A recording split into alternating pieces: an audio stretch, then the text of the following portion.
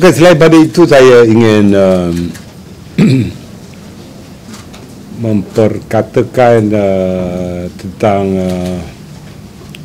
keterlibatan 16 orang pegawai-pegawai polis, khususnya dari Jabatan Siasatan Jenayah Narkotik yang menjadi pagar makan padi, di mana operasi yang telah dilakukan oleh JSJN ini telah dibocorkan oleh pegawai dan anggota berkenaan.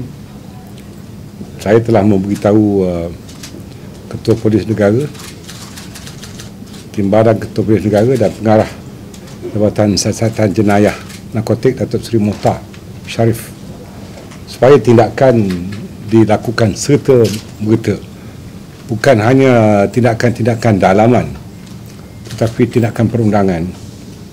Kita di peringkat pelaksanaan mahu mementeras dadah, tetapi jika ada tangan-tangan gaib yang menjual maklumat, apatah lagi bersekongkol dengan kingpin yang terlibat dalam dadah, maka ini akan menyebabkan perancangan serta dasar bagi pembenterasan pengedaran dadah ini tidak berjaya.